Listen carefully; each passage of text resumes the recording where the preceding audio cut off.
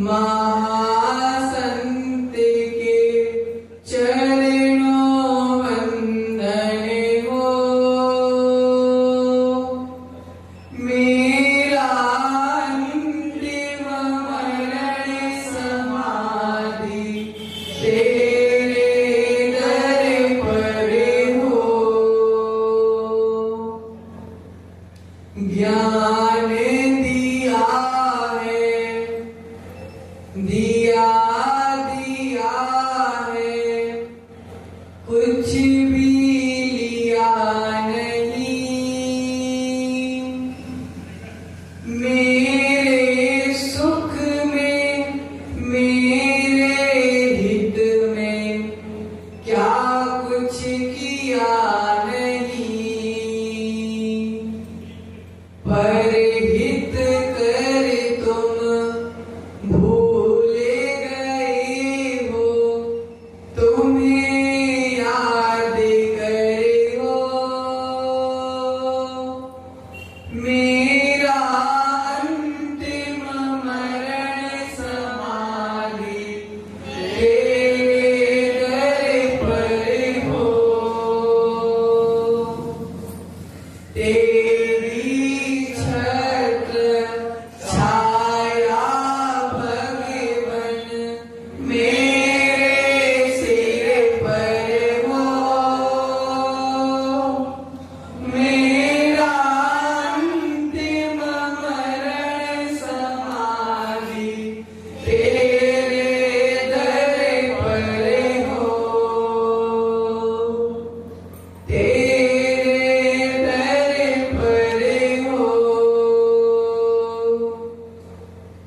जय बोलिए पंच परमेश्वरी भगवान की जय। बोलिए अतिशयकारी कुंथुनाथ भगवान की जय। बोलिए वर्तमान शासन नायक भगवान महावीर स्वामी की जय। बोलिए गुरुदेव समाधि सम्राट विराग सागर मुनि महाराज की जय। बोलिए गुरुदेव चर्या शिरोमणि विशुद्ध सागर मुनि महाराज की जय। बोलिए आचार्य परमेश्वरी दीक्षा प्रदाता विभव सागर जी गुरुदेव की अहिंसामय विश्व जैन धर्म की द्वादशांग जिनवाणी माता की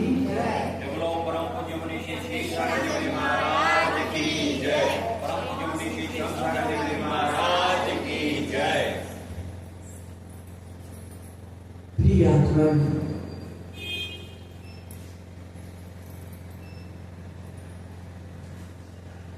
जिसके जीवन में सम्यक दर्शन नहीं होता, जिसके जीवन में सम्यक दर्शन नहीं होता, उसका जीवन जीना निष्फल है।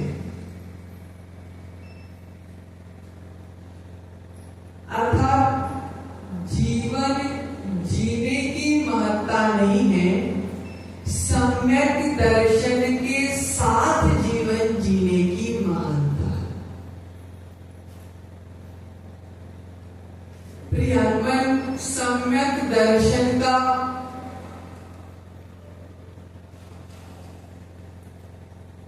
पांचवा अंग, छठवा। आज सम्यक दर्शन के छठवें अंग की चर्चा करेंगे और ये सबसे छठा हुआ दिन है। सबसे छठा हुआ अंग है छठवा अंग, अर्थात स्थितीकरण अंग। स्थितीकरण अंग के बारे में आज हम जानने का प्रयास कर रहे हैं। तो आचार्य भगवंत कहते हैं, नदी में अगर तैरना हो तो नदी में उतरना पड़ेगा।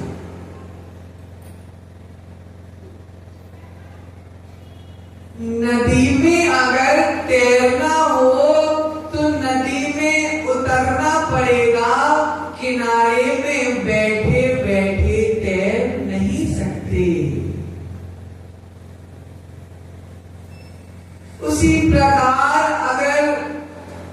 सम्यक दर्शन की भावना जीवन में लाना है और सम्यक दर्शन से आने वाले सुख को जीवन में लाना है, तो सम्यक दर्शन को जीवन में लाना पड़ेगा।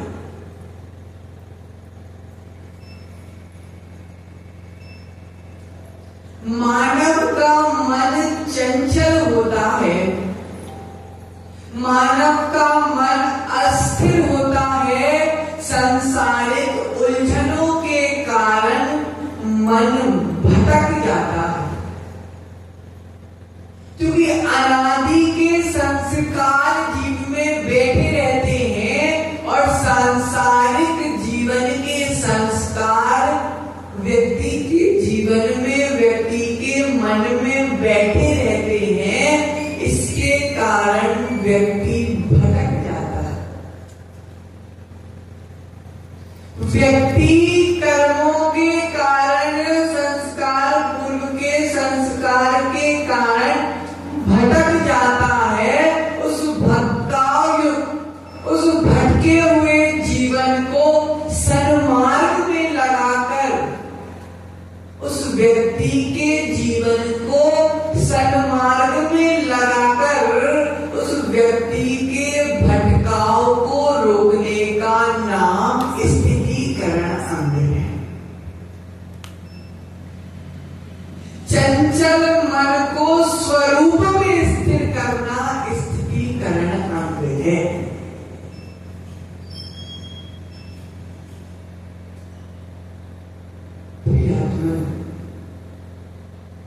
लेकिन आचार्य भगवंत कहते हैं कि दूसरे व्यक्ति को स्थिर करने से पहले जो स्थिर करने जा रहा है उसको स्वयं स्थिर होना पड़ेगा।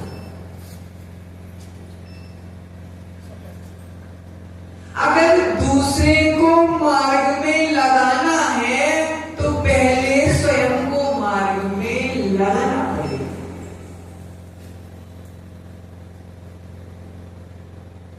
क्योंकि अगर शुद्ध भैया किसी को जीवन में ऊपर उठाना है, अगर किसी व्यक्ति को जीवन में ऊपर उठाना है तो पहले हमको स्वयं ऊपर उठना पड़ेगा। अगर हम दूसरे को उठाना चाह रहे हैं और अगर हम स्वयं ऊपर नहीं उठ पा रहे हैं तो दूसरे को उठाने का हमें कोई अधिकार नहीं है।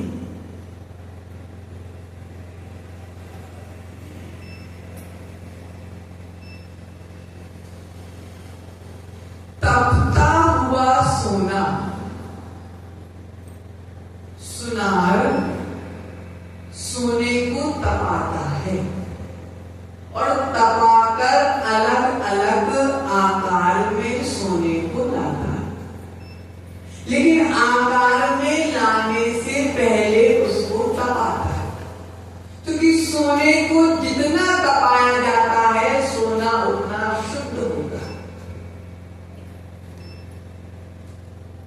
सोने को तपाने से सोना अपना सोनापन नहीं छोड़ता। सोना को तपाने से, सोना को कितना भी तपा लेना, लेकिन सोना अपना सोनापन नहीं छोड़ता। उसी प्रकार सम्यक दृष्टि के जीवन में कितनी भी विपत्ति आ जाए, कितनी भी कठिनाई आ जाए, कितनी भी परेशानी आ जाए, वे अपने सम्यक दर्शन को नहीं छोड़ता।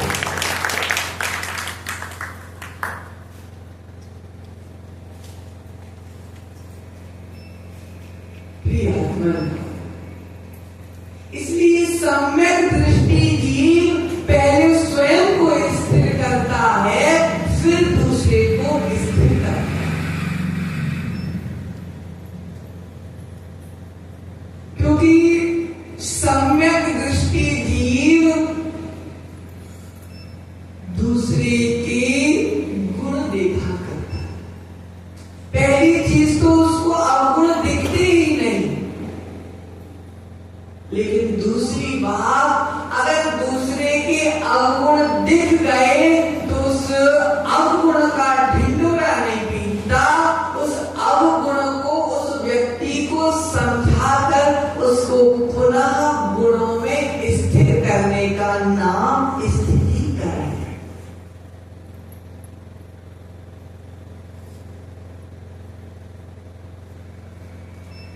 रत्नीकरण शाब्दाचार में आचार्य भगवत समंत्रवक्र महाराज लिखते हैं, दर्शनात् चरणात्वापि चलताम धर्म वत्सलै प्रत्यवस्थापनम प्रज्ञे स्थितीकरण मुच्यते। अगर कोई व्यक्ति दर्शन से भटक गया हो, अगर कोई व्यक्ति ज्ञान से भटक गया हो, अगर कोई व्यक्ति आचरण से भटक गया, दर्शन का अर्थ सम्यक दर्शन, ज्ञान का अर्थ सम्यक ज्ञान और आचरण का अर्थ सम्यक चारित्र। अगर कोई जीव रत्नत्रय से भटक गया हो, अगर कोई जीव अपने नियम से, व्रत से च्युत हो गया हो, तो उसको पुनः धर्म मार्ग में लगाने का नाम स्थितीकरण करते हैं।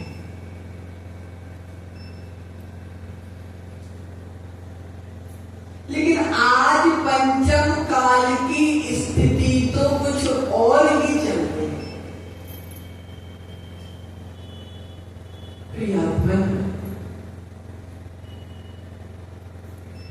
प्रतिभा भाभी, एक गांव में एक डॉक्टर था। एक गांव में एक डॉक्टर था। एक मरीज उसके पास पहुंचा। उस मरीज को टीबी की बीमारी हो गई थी। कौन सी बीमारी हो गई थी? एक मरीज को टीबी की बीमारी हो गई थी समय की मम्मी। वह मरीज डॉक्टर के पास पहुंचा। उसने डॉक्टर से बोला कि मेरी जांच कर दो। क्या बोला? मरीज डॉक्टर के पास पहुंचा और डॉक्टर से बोला कि मेरी जांच कर दो, मुझको टीबी की बीमारी हो गई। जब डॉक्टर ने उसको चेक किया और चेक करने के बाद उसने बोला, डॉक्टर ने, कि भैया घबराने की बात नहीं, ठीक हो जाओ। क्या बोला डॉक्टर ने? घबराने की बात नहीं है, ठीक हो जाओगे। तो मरीज ने सोचा कि कितना अच्छा डॉक्टर है, इसने एक बार में बीमारी के बारे में जान लिया और उसने ये भी बोल दिया कि घबराने की बात नहीं है, तुम ठीक हो जाओगे। तो मरीज ने बोला कि डॉक्टर साहब,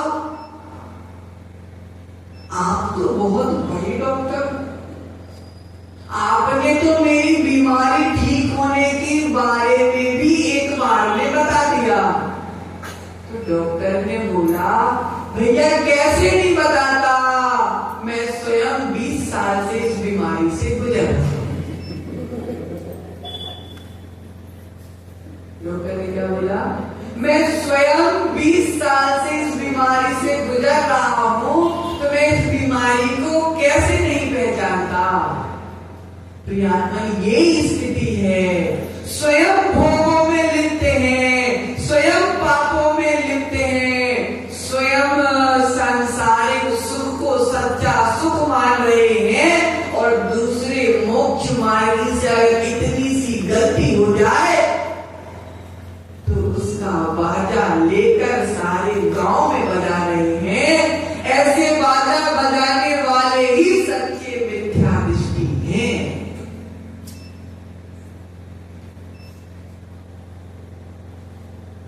जैसे उस डॉक्टर की स्थिति है, ऐसे ही आज के श्रावकों की स्थिति है।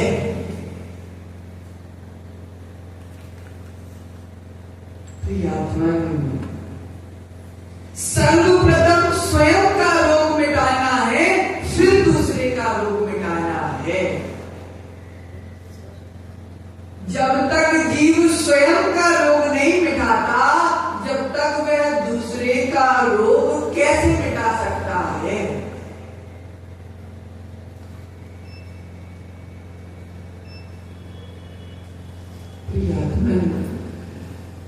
स्वागत की मम्मी,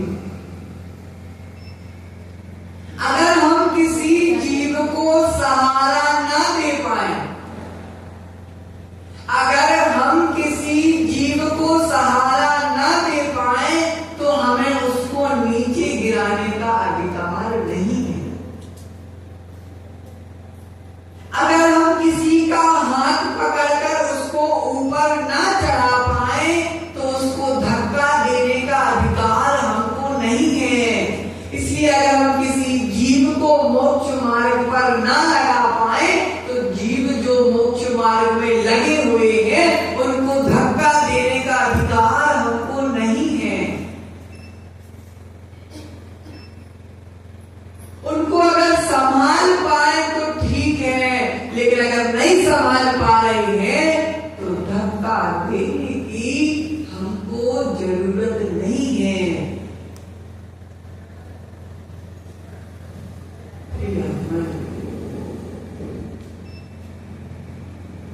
एक बार अलग अलग देश के अलग अलग जानवरों का एग्जीबिशन हो रहा था।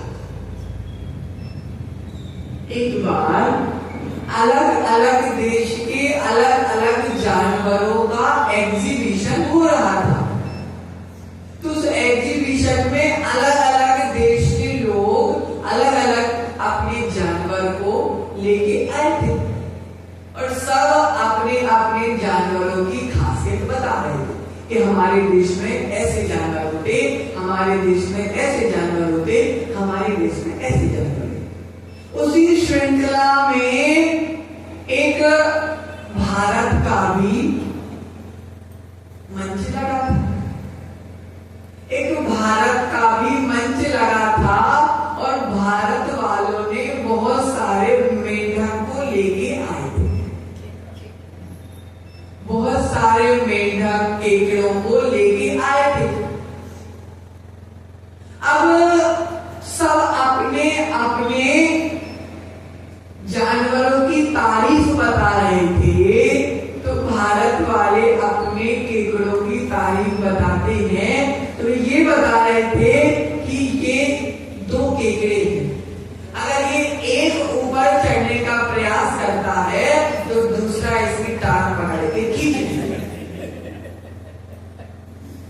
अगर एक केकड़ा ऊपर चढ़ने का प्रयास करता है, तो दूसरा केकड़ा उसकी टांग। तो एग्जीबिशन जो वहां पर चीफ गेस्ट बन के आए थे, उसने बोला कि भारत वालों, ये एक ऊपर चलता है तो दूसरा टांग खींच देता है। ये आपके जानवर बस की हालत नहीं है, ये आपके इंसानों की भी हालत है कि अगर एक व्यक्ति ऊपर उठ रहा है तो दूसरा व्यक्ति उसकी टांग पकड़ के खींच देता है। लेकिन सम्यक दृष्टि जीव टांग पकड़ के नहीं खींचता, हाथ पकड़ के ऊपर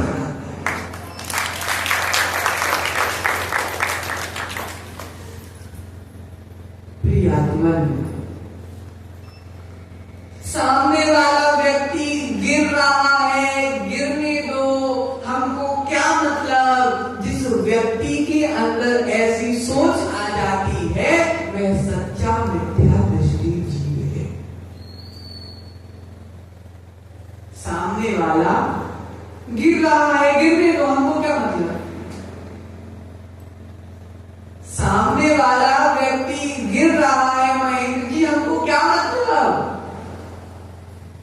लेकिन सम्यक दृष्टि जीव ये नहीं सोचता कि सामने वाला गिर रहा है तो गिरने दो। सम्यक दृष्टि जीव तो ये सोचता है कि भैया अगर वो सामने वाला व्यक्ति गिर जाएगा तो हमारे जिन शासन का एक धर्मात्मा कम हो जाएगा। निशाचर का एक धर्मात्मा कम हो जाएगा, क्योंकि वह आत्मा भी भावी परमात्मा है। वह आत्मा भी भावी परमात्मा है।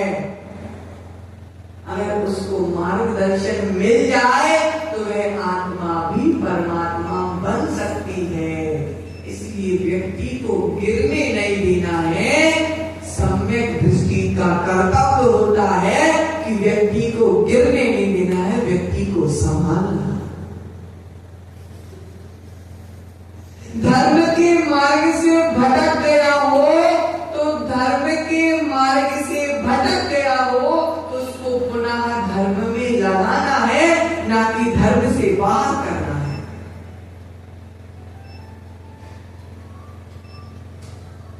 क्योंकि आचार्य भगवंत कहते हैं ना धर्मो धार्मिक है।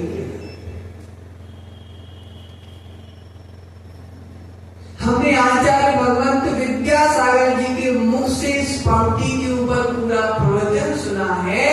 उन्होंने बोला ना धर्मो धार्मिक के बिना, धर्मात्मा के बिना धर्म नहीं होता है। धर्मात्मा के बिना धर्म नहीं होता है। और धर्मात्मा अगर एक भी धर्मात्मा चला गया तो धर्म की वृद्धि रुक जाती है।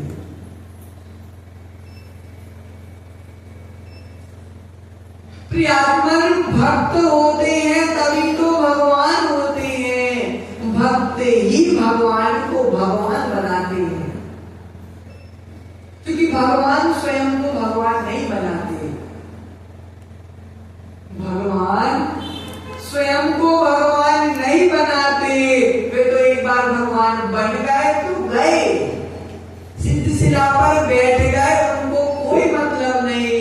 लेकिन उनको अपना मार्गदर्शक बनाकर भक्त उन्हें भगवान बनाते हैं। उसी प्रकार धर्मात्मा धर्म को धर्म बनाते हैं, क्योंकि धर्मात्मा के बिना धर्म नहीं होता।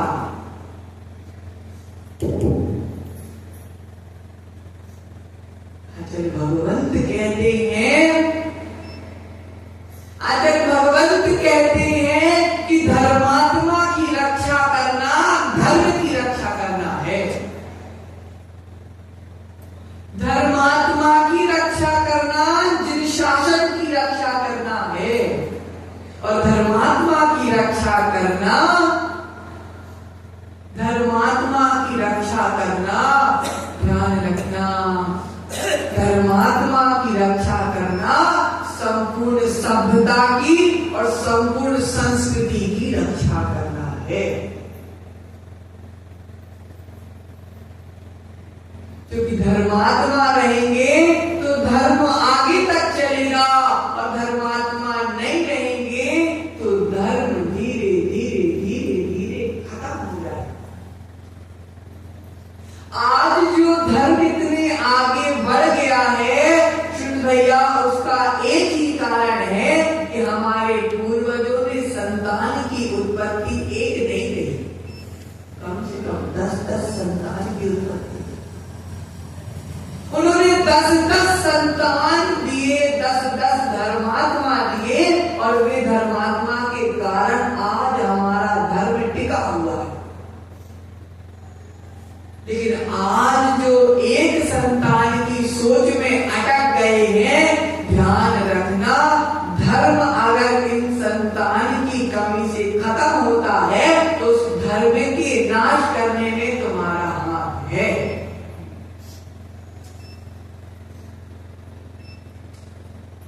आचार्य कहते हैं कि अगर पाप प्रतिदिन हो रहा है तो संतान भी होना चाहिए।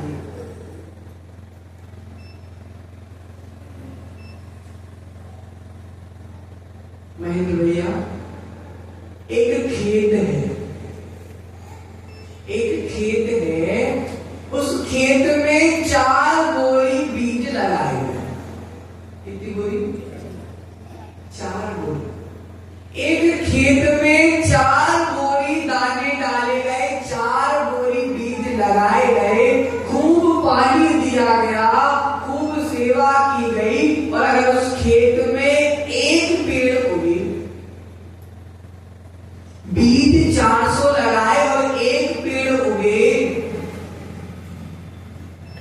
तो उस खेत की कुछ शोभा होगी कि नहीं होगी?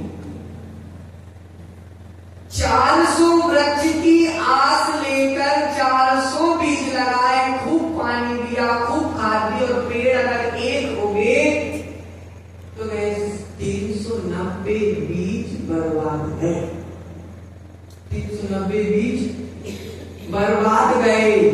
उसी प्रकार पाप तो बार बार न दिन का समय देखा न रात का समय देखा, दिन भर पाप करते रहे। और संतान अगर एक की है तो ध्यान रखना, जितनी बार पाप किया है उतने पंचेंद्रिय जीव का नाश किया है, उतने पंचेंद्रिय जीव की हत्या की है तुमने। प्रियात्मन, उतने धर्मात्माओं की हत्या की है तुमने। क्योंकि जो जीव जैन समाज में आता है, जो जीव जैन कुल में जन्म लेता है, वह अपना भाग्य और पुण्य अपने साथ में लेके आता है।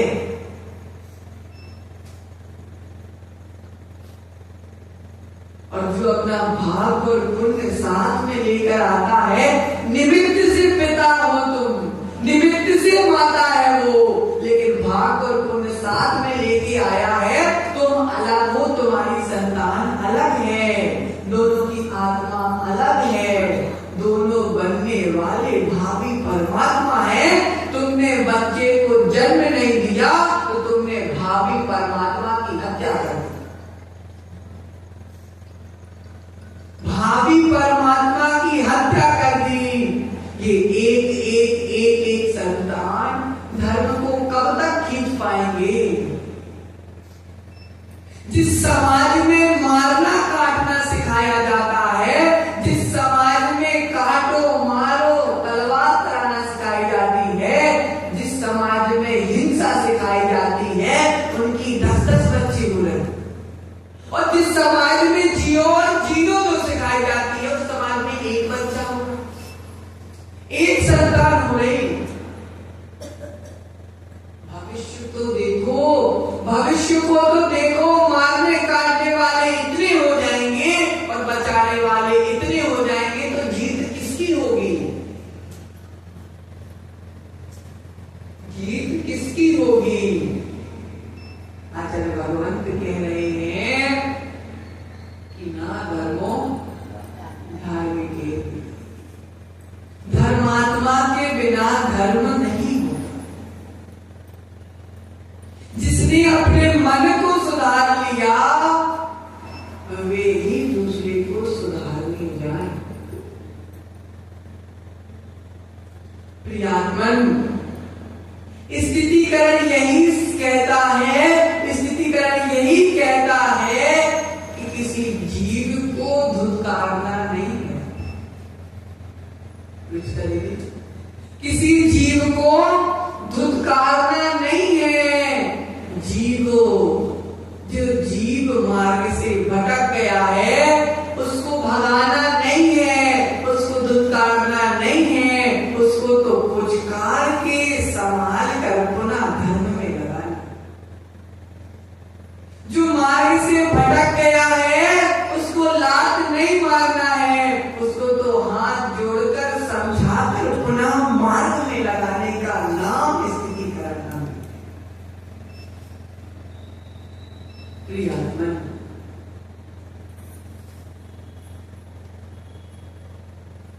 एक बार खजुराहो में एक मुनिराज आए। बहुत पुरानी घटना है।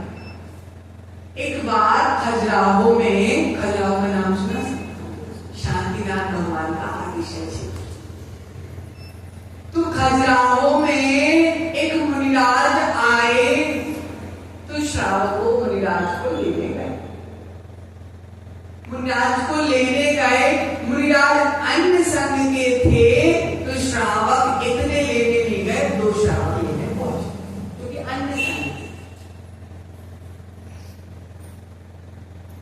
तो उस मुनिराज जब वहां पहुंचे तो मुनिराज के लिए कुछ देर घर घर चौके नहीं लगे। क्षेत्र में 2 महिलाएं आके चौका लगा, क्योंकि अन्यथा लेते थे। तो जब मुनिराज एक दिन श्रावकों ने देखा, मुनिराज अपने कमंडल से शरीर में पानी लगा रहे, शरीर से पानी लगा रहे थे और रात्रि में घास में लौट रहे थे। शरीर में पानी लगाते थे कमंडल से और रात्रि में घास में लौट रहे थे। श्रावकों ने देखा, श्रावकों ने नमस्तु करना, श्रावकों ने नमस्तु करना बंद कर दिया। 2 महिला आगे आगे चली जाती थी और श्रावकों ने मीटिंग बैठाई कि कल सुबह महाराज को कपड़े पहनाना। सुबह क्या मीटिंग बैठाई कि कल सुबह महाराज को कपड़े पहनाना है, क्योंकि महाराज की चर्या अच्छी नहीं, महाराज की चर्या अच्छी नहीं है। महाराज को कपड़े पहनाना है। महाराज शरीर में बार बार पानी डालते हैं और घास में लौटते हैं। ये बात खबर पहुंची पंडित जगन मोहन लाल जी शास्त्री कटनी में। जब ये खबर पहुंची तो शास्त्री जी ने सारे काम छोड़कर खजुराहो पहुंचे और खजुराहो पहुंचे तो वहां की मीटिंग वालों ने बोला कि भैया कल अच्छा हुआ तुम आ गए, कल सुबह महाराज को कपड़े पहनाना है, महाराज की चर्या अच्छी नहीं है। उन्होंने बोला कल का कल देखा जाएगा, कल का कल देखा जाएगा, अभी निर्णय बाद में ले। जगन मोहन लाल जी शाम को महाराज के पास पहुंचे। हे स्वामी नमोस्तु, हे स्वामी नमोस्तु। श्रावक ऐसी चर्चा कर रहे हैं कि आपकी चर्या अच्छी नहीं है, आप बार बार शरीर में पानी डालते हो, बार बार घास में लौटते हो, हे स्वामी इसका कारण क्या है? मुनिराज ने बोला शास्त्री जी, मेरा स्वास्थ्य ठीक नहीं चल, मेरा स्वास्थ्य ठीक नहीं चल रहा है। करीब 2 महीने से आहार चर्या भी व्यवस्थित नहीं हो रही है। आहार चर्या व्यवस्थित नहीं होने के कारण प्रतिदिन रात को शरीर में आग जैसी लगती है,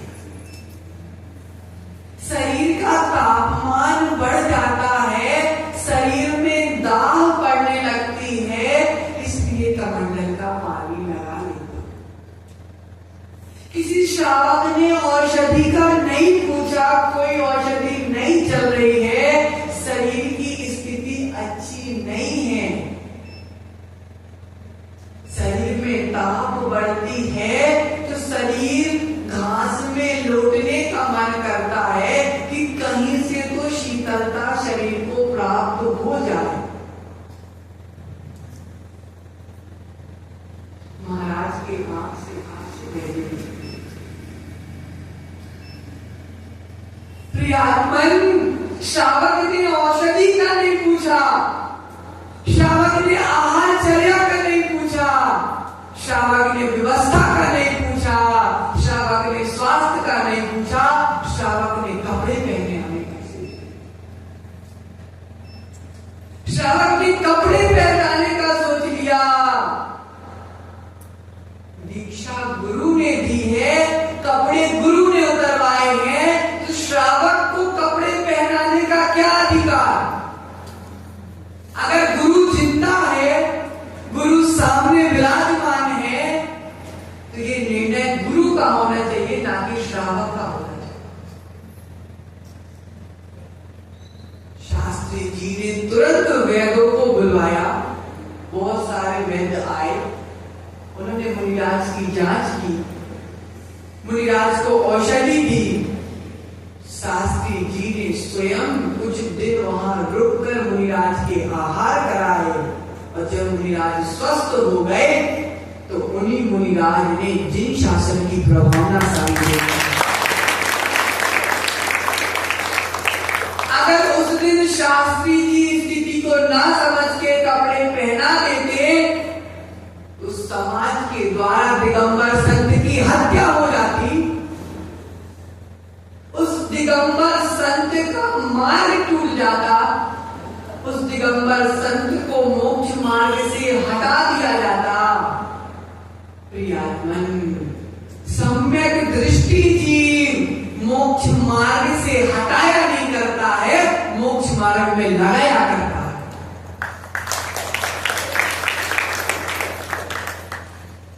सम्यक दृष्टि जीव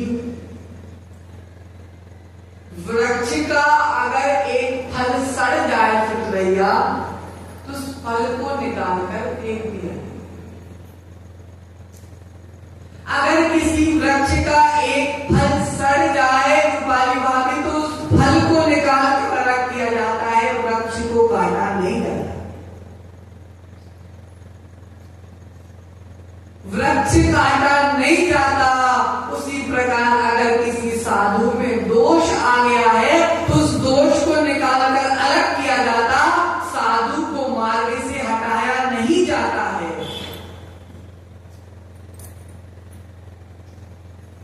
प्रियात्मन, साधु के बराबर साधना श्रावक इतनी सी भी नहीं कर पाता। श्रावक अपने अष्ट मूल गुण जाने या ना जाने, लेकिन साधु के तो 28 पूरे गिनाता है। श्रावक अपने कर्तव्य जाने या ना जाने, लेकिन साधु के कर्तव्य पूरे गिनाता है। सम्यक दृष्टि जीव ऐसा नहीं होता। सम्यक दृष्टि जीव ऐसा नहीं होता। प्रियात्मन, आजकल तो चैनल चालू हो गए, साधु की इतनी गलती हो और सारी दुनिया में यूट्यूब के माध्यम से प्रियात्मन जो यूट्यूब चैनल चलाने वाला है वह धर्म की प्रभावना नहीं कर रहा है, वह धर्म की अप्रभावना कर रहा है। वे धर्म की महिमा नहीं बता रहा है, धर्म के दोषों को बता रहा है। प्रियात्मन,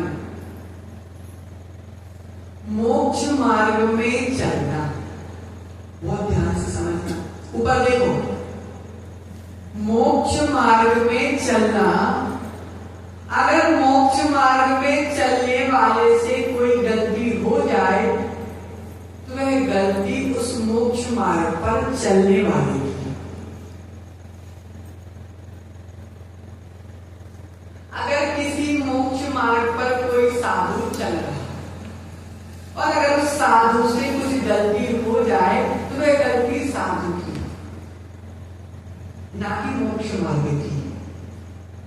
मोक्ष मार्ग पर चलने वाले मुमुक्षु जीव से अगर कुछ गलती हो जाए तो वह गलती उस जीव की है, ना कि मोक्ष मार्ग की है। उस जीव को कोई नहीं जानता, लेकिन मोक्ष मार्ग को सब जानते। पुत्र को कोई नहीं जानता, लेकिन पिता को गांव में सब जानते हैं। अगर पुत्र की गलती गांव में पता चलती है तो पुत्र की निंदा नहीं होती, पिता की निंदा होती। पुत्र से कुछ गलती हो जाए, शुद्ध भैया अगर आपसे कुछ गलती हो जाए तो आपको कोई नहीं जानता, लेकिन सतीश जी को पूरी दुनिया जानती। तो निंदा किसकी होगी, आपकी की सतीश जी की। और अगर मोक्ष मार्ग से कुछ गलती हो जाए और अगर उस गलती को हम पूरी दुनिया में ठहराएंगे तो उस गलती से मोक्ष मार्ग की निंदा होगी कि मोक्ष मार्ग की निंदा होगी। और जहां मोक्ष मार्ग की निंदा होगी वहां सम्यक दर्शन ठहर सकता है कि नहीं ठहर सकता? नहीं ठहर सकता। ध्यान रखना, मोक्ष मार्ग की निंदा करने वाला जीव नीच गोत्र का बंध करता है, नीच गोत्र का बंध करता है। शास्त्रों में मोक्ष मार्ग की प्रभावना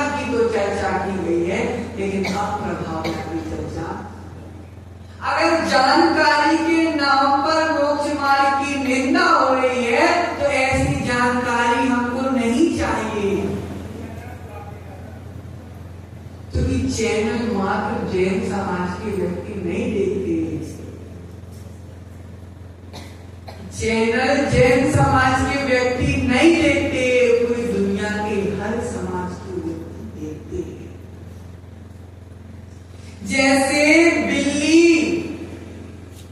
चूहा पकड़ने के लिए बिल्कुल सावधान रहती है कि चूहा यहां से गुजरे और मैं तुरंत उसको पकड़ लूं। ऐसे ही अन्य भी बैठे हैं कि जैन समाज की थोड़ी सी गलती हो और मैं उसको पकड़ लूं। बहुत गहरा विषय है, बहुत बहुत बहुत गहरा विषय है।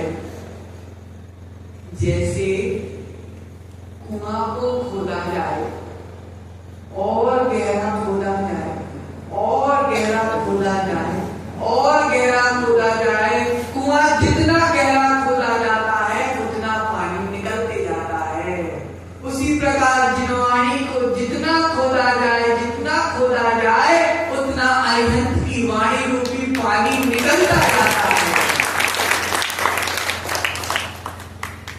कुएं में पानी कम हो सकता है, लेकिन कुएं में पानी खत्म नहीं होता, वो झील लगी रहती है, वह झील लगी रहती है।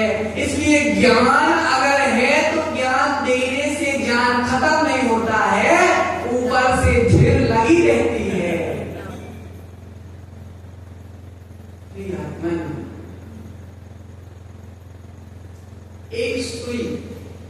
एक सुई थी और एक चलनी थी। चलनी एक सुई थी और एक चलनी थी। तो चलनी सुई से कहती है, तू कैसा है, तू कैसी है, तेरे सिर में इतना बड़ा छेद है। सुई के सिर में छेद होता है। तो चलनी सुई से बोलती है कि तू कैसी है, तेरे तो सिर में इतना बड़ा छेद है। लेकिन सुई बोलती है, मैं पागल है, तू पागल है, मेरे तो सिर में छेद है, तेरे तो सारे शरीर में छेद ही छेद है। तेरे शरीर में प्रियात्मन श्रावक साधु के सिर का एक छेद देखता है, लेकिन श्रावक स्वयं को नहीं देखता कि उसके पूरे जीवन में छेद ही छेद हैं।